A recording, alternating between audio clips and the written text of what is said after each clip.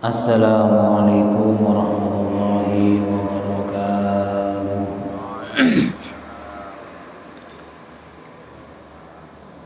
Al-Fatihah.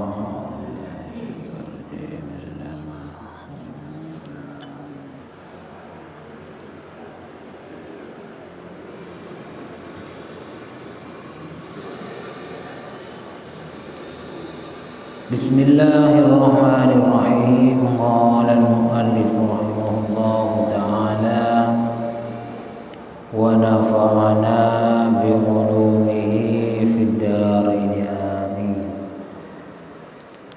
Kemarin sudah dijelaskan menurut hadis riwayat Muslim, tempat yang paling dicintai oleh Allah, yang paling disukai oleh Allah adalah masjid.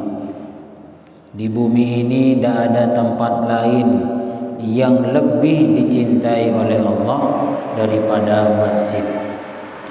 Karena masjid tempatnya sholat, tempatnya beribadah, tempatnya menyebarkan ilmu agama, dan tempatnya kebaikan-kebaikan yang lain. Makanya kita kalau ingin betul-betul dicintai oleh Allah, sering-seringlah datang ke masjid.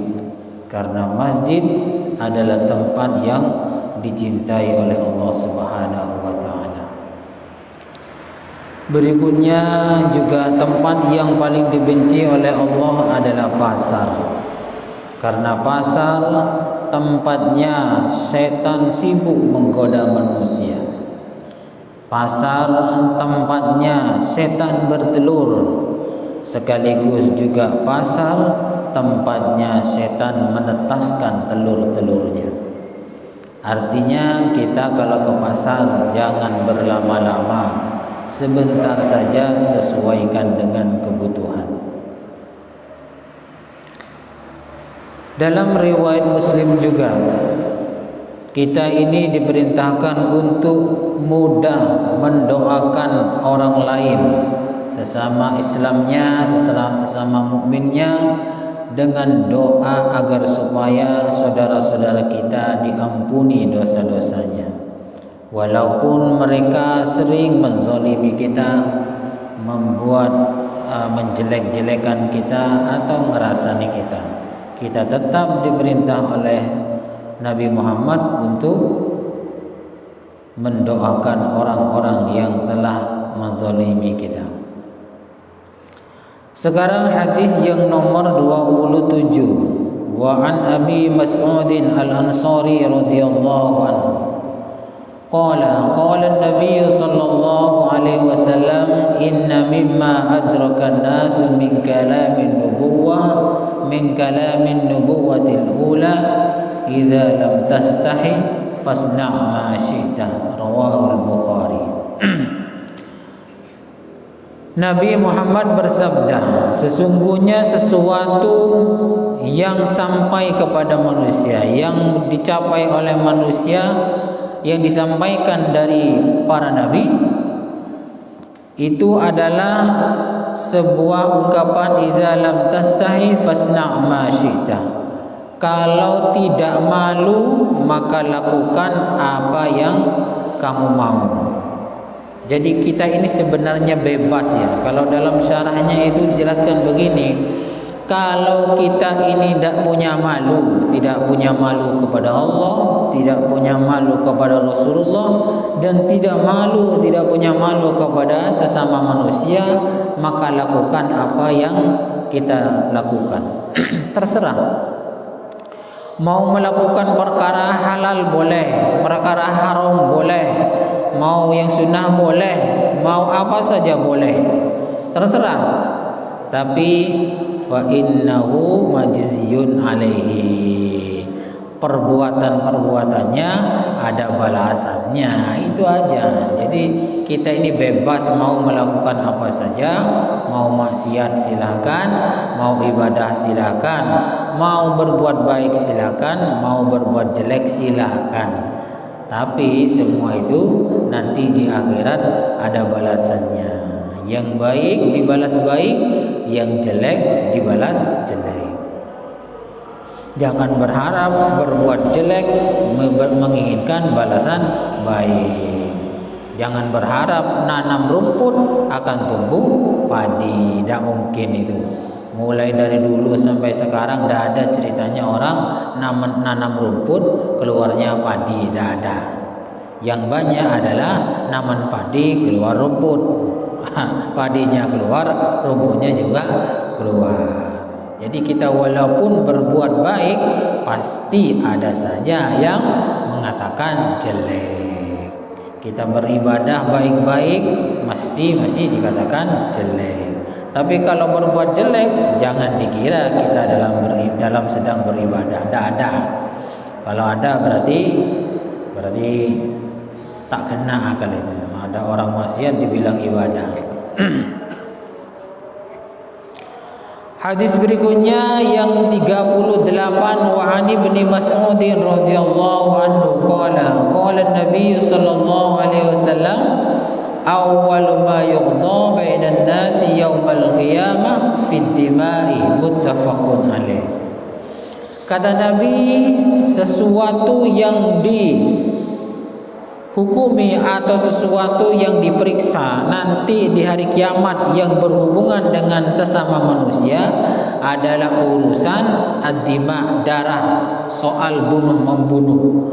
Jadi begini ya, dalam hadis kan ada juga ya, sesuatu yang diperiksa nanti di hari kiamat pertama kali adalah solat. Itu sesuatu yang berhubungan dengan Allah, dengan ibadah. Pasti yang diperiksa dulu adalah solat. Tapi kalau sesuatu yang berhubungan dengan sesama manusia, hablum minan nas, maka pertama yang diperiksa oleh Allah adalah soal ad-dima, saling bunuh-membunuh. Itu pertama kali yang diperiksa.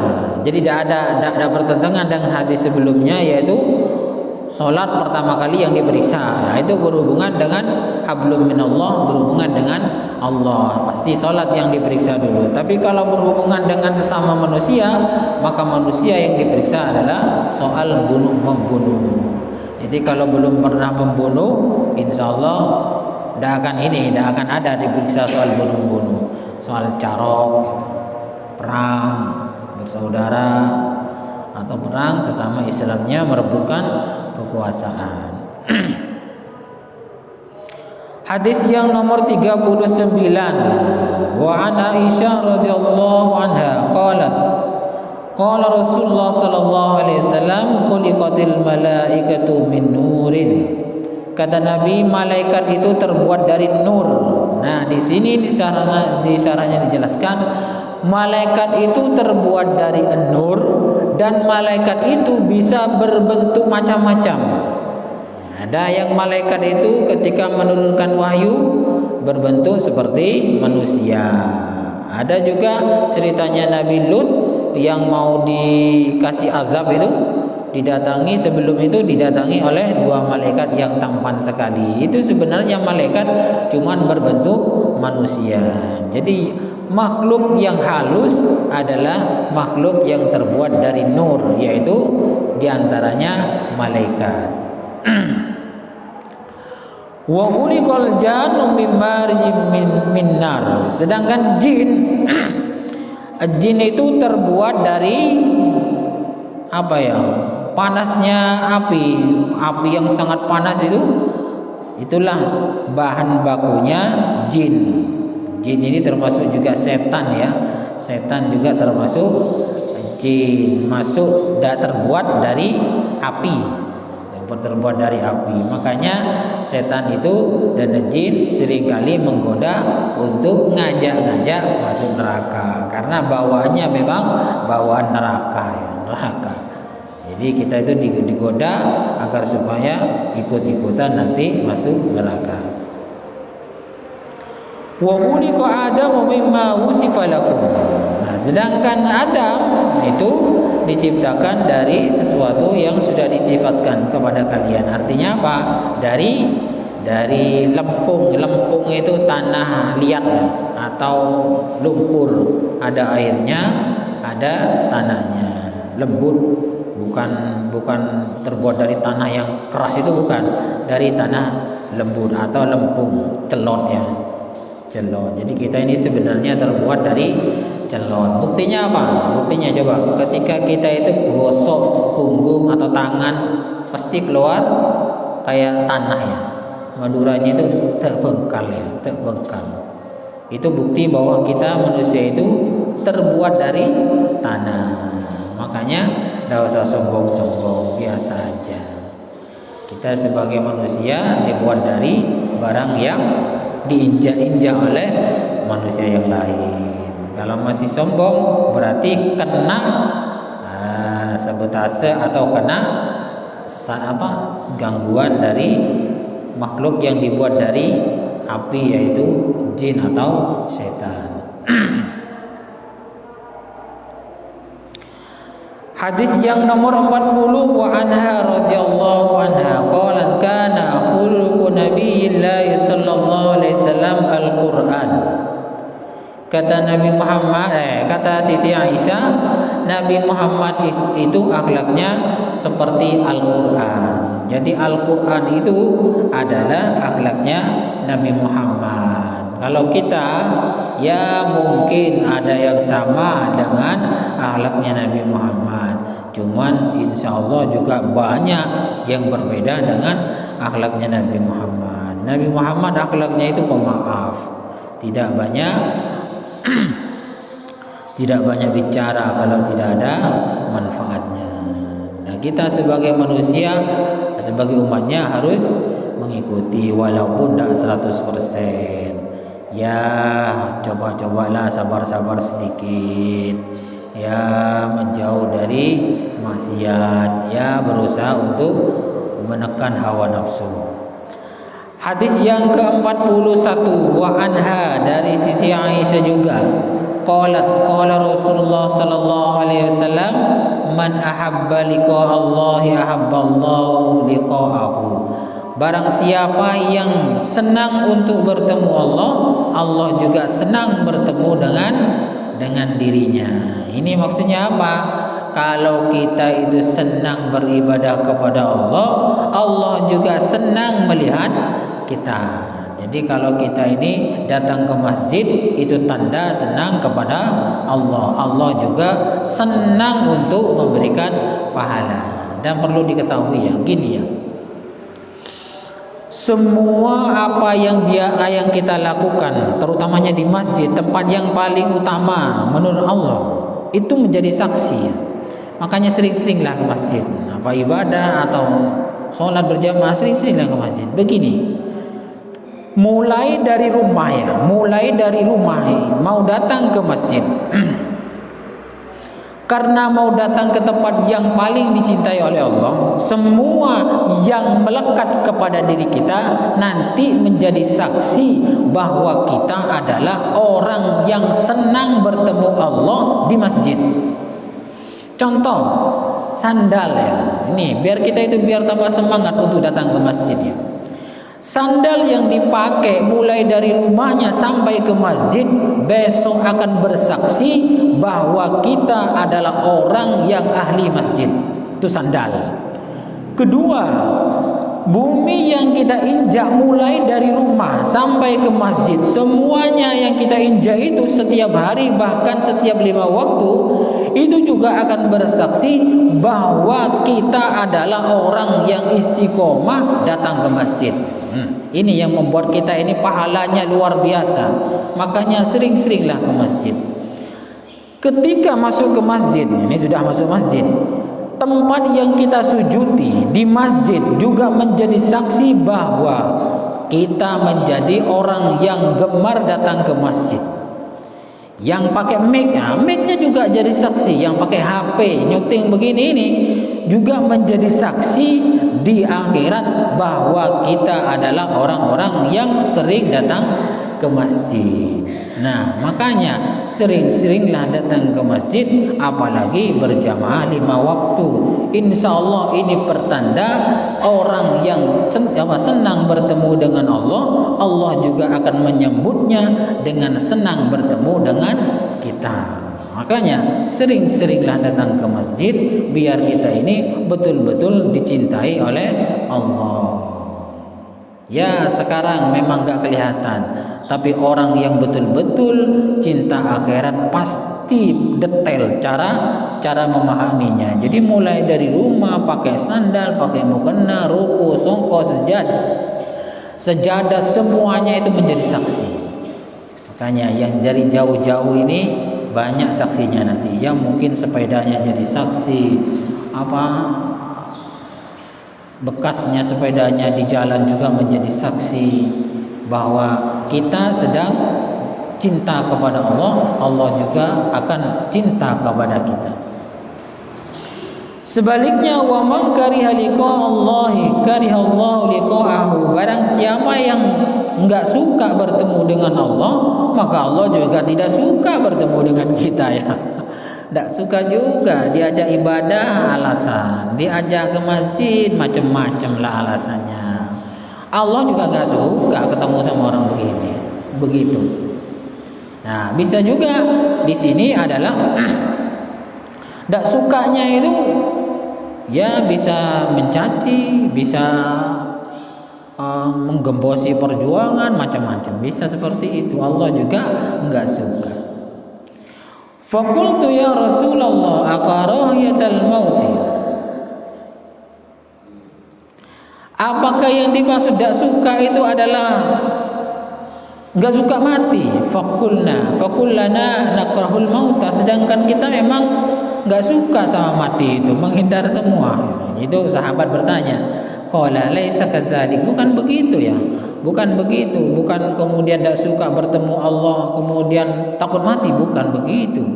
Walakinnal mu'min idza busyira bi rahmatillahi wa ridwanihi wa jannatihi ahabba liqa'allahi fa ahabballahu liqa'ahu. Bukan begitu. Bukan kemudian tidak suka ketemu Allah itu takut mati, bukan. Kata Rasulullah, orang yang suka bertemu Allah itu maksudnya jika dijelaskan tentang rahmatnya Allah, ridhonya Allah, surganya Allah, dia itu suka kepada Allah. Artinya ya cakang ibadah. Maka setelah itu Allah akan suka kepada kita. Jadi kalau kita senang kepada rahmat Allah, ridhonya Allah, surganya Allah, itulah yang dimaksud dengan suka kepada Allah, maka Allah akan suka kepada kita. Maka gini ya, ini kita sambil mengatur hati ya, sambil memperbanyak ibadah, memperbanyak pahala di atas ibadah-ibadah yang lain. Begini, setelah kita ini sering istiqomah ke masjid, ibadah atau berjamaah, bersyukurlah kepada Allah. Bersyukurlah kepada Allah karena tidak semua orang itu diberi hidayah oleh Allah untuk bisa istiqomah datang ke masjid. Jadi bersyukurnya ya tidak usah pamer-pamer ya. Bersyukur dalam hatinya atau di rumahnya sendiri. Begini, alhamdulillah Allah memberi hidayah kepada kita, kepada saya bisa istiqomah jamaah di masjid, begitu.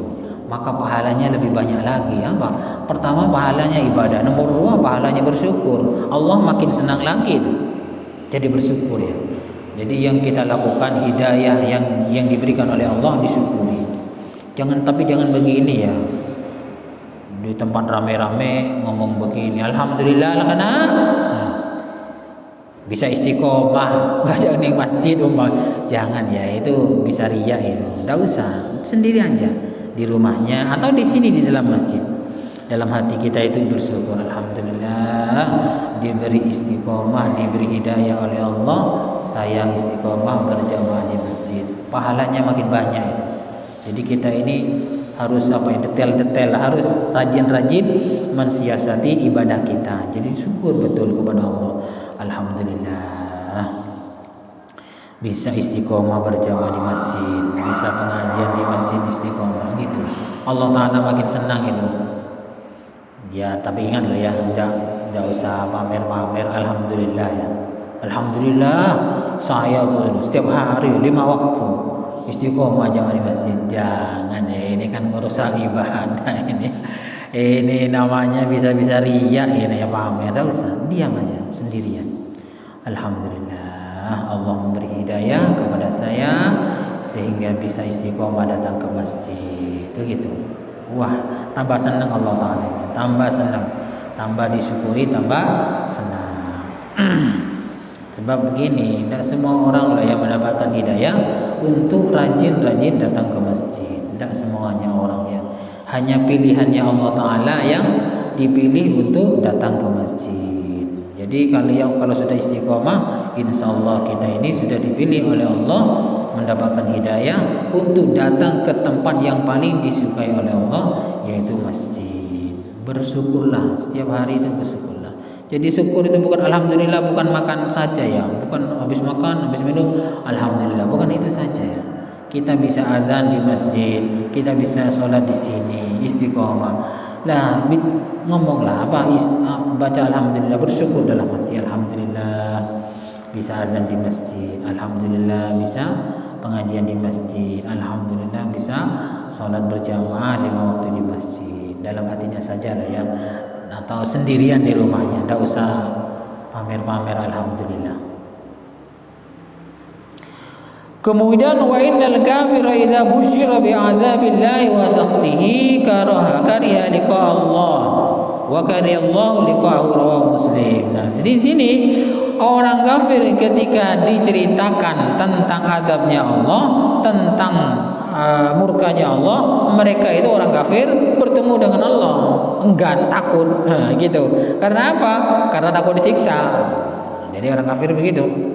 Kita juga begini, kalau disuruh ibadah menghindar, mau ini menghindar, macam-macam. Ketika diceritakan azab dan murkanya Allah, kita kemudian takut. Takut apa? Takut mati. Wa karihallahu liqa'ahu, maka Allah juga akan benci, enggak suka ketemu dengan kita.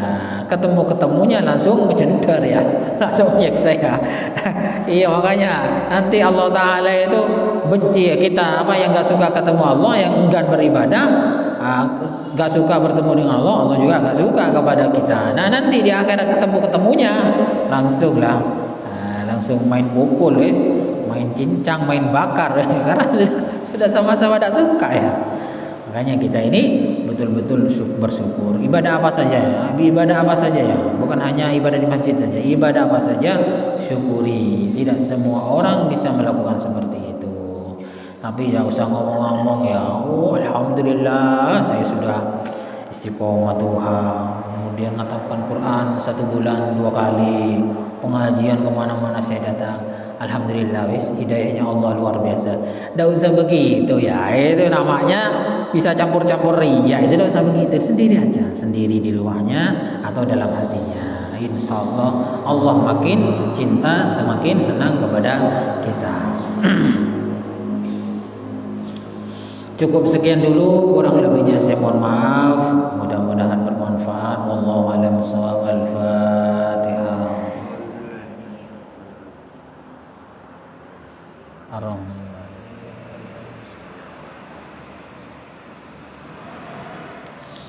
Assalamualaikum warahmatullahi wabarakatuh.